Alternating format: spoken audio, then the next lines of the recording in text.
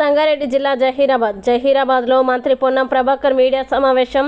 అవినీతి పునాదులపై నిర్మించిన బీఆర్ఎస్ అధికారం కోల్పోయిన 100 రోజుల్లోనే కుప్పకూలుతోంది. పొన్నం ప్రభాకర్ అనైతికంగా నియంతృత్వానికి వ్యతిరేకంగా ప్రజలు రాష్ట్రంలో కాంగ్రెస్ పార్టీకి పట్టం కట్టారు. అన్ని మతాలు కులాల్ని గౌరవిస్తూ ముందుకు వెళ్లేది కాంగ్రెస్ పార్టీ. పొన్నం ప్రభాకర్ మహాలక్ష్మి పథకం అమలుతో నిర్వీర్యమైన ఆర్టీసీకి పూర్వ వైభవం తీసుకొచ్చాం. పొన్నం ప్రభాకర్ ఆర్టీసీలోకి త్వరలో 200 కొత్త బస్సులు.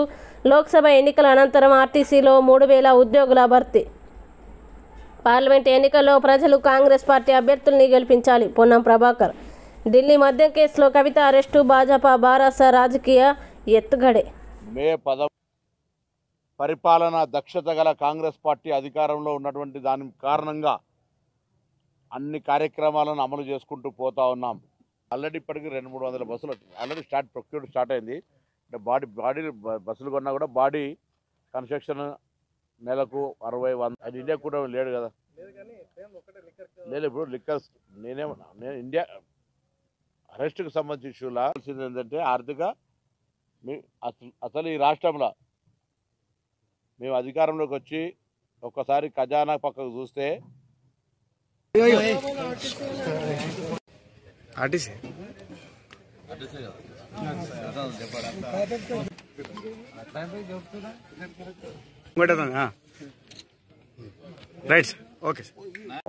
ఒక్కొక్కటిగా ఎన్ని ఇబ్బందులున్నా పరిపాలన దక్షత గల కాంగ్రెస్ పార్టీ అధికారంలో ఉన్నటువంటి దాని కారణంగా అన్ని కార్యక్రమాలను అమలు చేసుకుంటూ పోతా ఉన్నాం.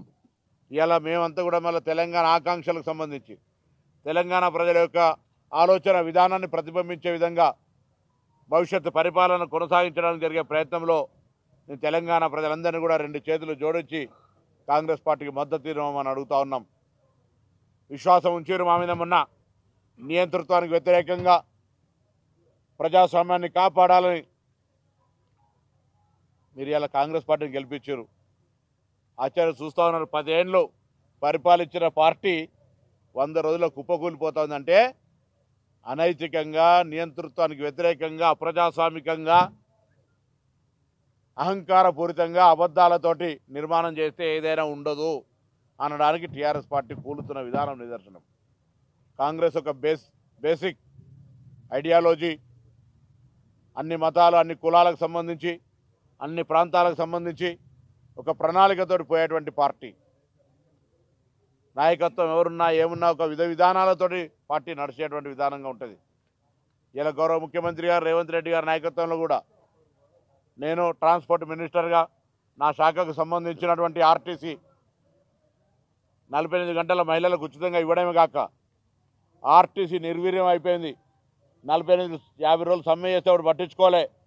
ఒక రిటైర్డ్ ఎగ్జిక్యూటివ్ డైరెక్టర్ను ఎండీగా పెట్టి 4 ఏళ్ళు నడిపినరు. కొత్త బస్సు ఒకటి కొనలే, కొత్త రిక్రూట్మెంట్ చేయలే. ఇలా దాదాపు 1000 బస్సులు కొనడమే కాక మళ్ళీ 2000 బస్సులు కొనే ప్రణాళిక. ఒక 3000 పైన చిల్లర ఉద్యోగ నియామకాలకు సంబంధించిన ప్రక్రియ. పాత 2013లో ఉన్నటువంటి వాళ్ళ డిఏ బాండ్స్ను రిలీజ్ చేసినాం. వాళ్ళకు పిఆర్సీ ఇచ్చినాం. ఇలా ఆర్టీసీ కార్మికుల కృషితోటి మేము అధికారంలోకి వచ్చినాం కాబట్టి వాళ్ళకు న్యాయం చేసే ప్రయత్నం చేసినాం. గతంలో ఎన్నడూ కూడా ఆర్టీసీ గురించి పట్టించుకోలే. అట్లనే మిగతా వాటి అన్నిటికి సంబంధించి ఇలా ప్రభుత్వ ఉద్యోగాలకు సంబంధించి కావచ్చు, మిగతా వాటన్నిటి పట్ల సానుకూలంగా ఫ్రెండ్లీ గవర్నమెంట్గా ప్రజాస్వామ్యయుతంగా ముందుకు పోయేటువంటి విధంగా వ్యవహారం చేస్తూ ఉన్నాం. వీటన్నిటిని దృష్టిలో పెట్టుకొని ప్రస్తుత పరిస్థితుల్లో రాజకీయ పరిస్థితుల్లో కాంగ్రెస్ పార్టీ గెలవాల్సిన ఆవశ్యకత ఉంది తెలంగాణలో అనే ఆలోచనతోటి ప్రజలు సానుకూలంగా ఉన్నటువంటి వాస్తవాన్ని జహీరాబాద్ నియోజకవర్గ పార్లమెంట్ ప్రజలు కూడా, అందులో ఈ అసెంబ్లీ హెడ్ క్వార్టర్కి సంబంధించిన వీళ్ళంతా కూడా సానుకూలంగా ఓటింగ్ పాల్గొని జరపాలని సందర్భంగా కోరుతూ భవిష్యత్తులో జరిగే కార్యక్రమాలు కావచ్చు, అభివృద్ధికి సంబంధించి కావచ్చు, సంక్షేమం కావచ్చు, ఎక్కడ కూడా మాట తప్పకుండా మేము అమలు చేస్తామనేటువంటి విశ్వాసాన్ని కూడా ఈ సందర్భంగా ఇస్తా ఉన్నాం.